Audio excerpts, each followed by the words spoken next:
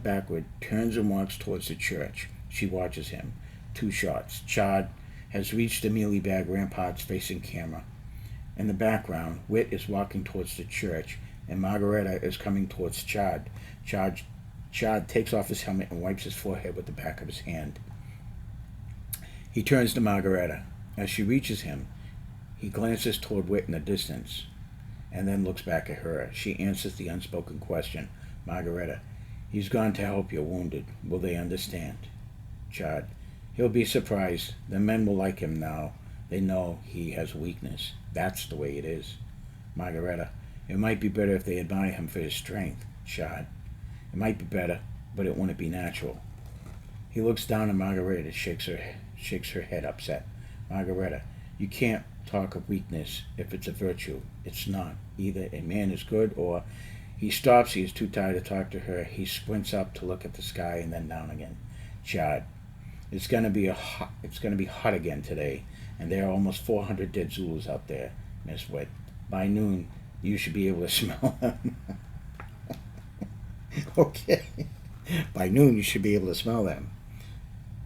Margareta, why are you trying to shock me? Chad, am I? He looks at her and smiles quickly. If you want to understand men, Miss Whit, you must first accept the feelings you arouse in them. He has said too much. Excuse me, I must see to my command. Full shot perimeter. Now the men of the 24th break into delirious joy, yelling and throwing up helmets, and flood out to greet the cavalry. 2 shot as Margareta. No, wait, then what is it? I mean, Chad, what was it like? I suppose we behaved as you said we would, like animals, wasn't it? Margareta, and you'll think this has been glorious? Chad with disgust. Glory is a cheap thank you from those who profit by a soldier's death. And Margareta, then the soldier's a fool. Chad gently. Yes, he's a fool, or he wouldn't have enlisted.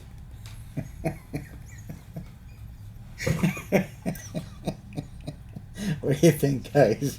So any of us, were we enlisted? Were we? I'll tell you something softening.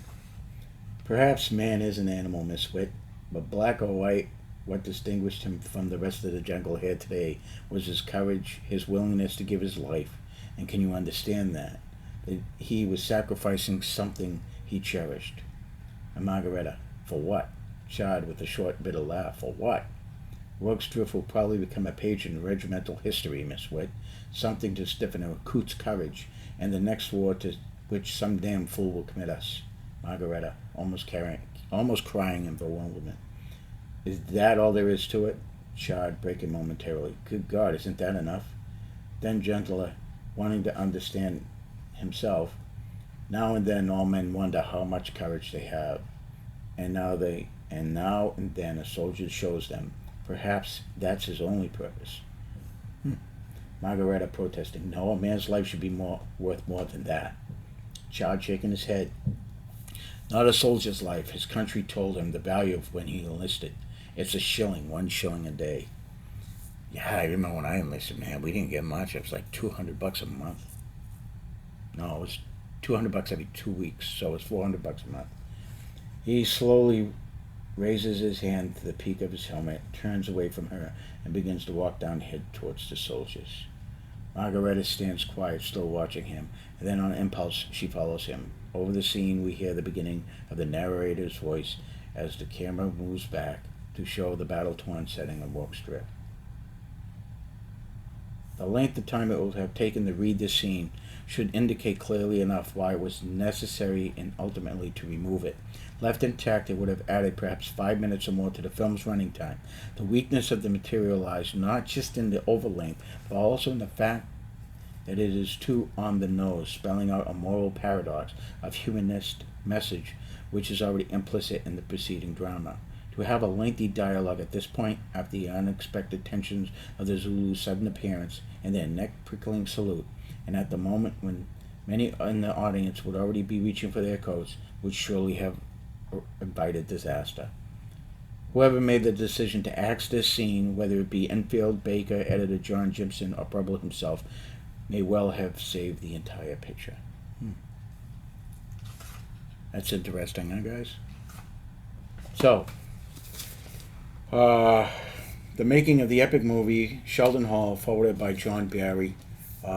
Epic book about the epic movie, one of the best loved and most enduringly popular British films ever made. Zulu tells the extraordinary story of the Battle of Rorke's Drift of 1879, in which barely 150 soldiers of the British Army in South Africa fought for 12 hours to defend an isolated mission station against an attack by 4,000 highly disciplined Zulu warriors. The personal project of the late great Welsh actor Stanley Baker, who also produced the film in partnership with the expatriate American director Cy Enfield. Zulu gave young Michael Caine his first major film role and now holds near legendary status in British popular imagination. Now, for the first time, here is the full story of its making, based on 4 years of the original research and dozens of news interviews with cast and crew members and their families. This book is a magnificent achievement, exhaustively researched, zestfully written, and scrupulously scrawled. It is a fitting tribute to one of the greatest historical action films ever produced. It is a joy to see a book so lovingly crafted and beautifully produced and handsomely illustrated. Thanks, Terry. I mean, honestly, I would have never known about this book if you had not mentioned it. Um, Guys, if you have a chance to pick this up on eBay, go ahead and do it. It is well worth it. I am not disappointed at all. It got me so motivated. I broke out my toy soldiers again. But they got some pretty good shots of what's happening. And yeah, what a wow. Thank you, Terry, again, once again. Thank you. Guys, so what I'm doing, I got to get ready for my dentist appointment. They're going to yank a tooth. I'm still working on this stuff here.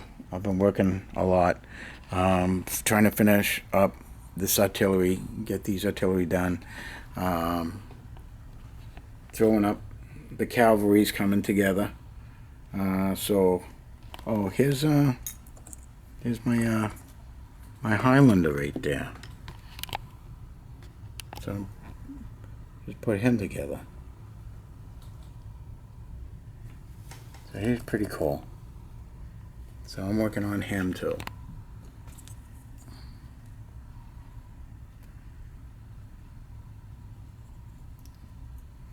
So that's it, guys. Thanks for watching. Wow, that was extremely long, huh? Now I got to put all this stuff away again. But thanks for watching. I hope you all doing well. Happy wargaming and peace.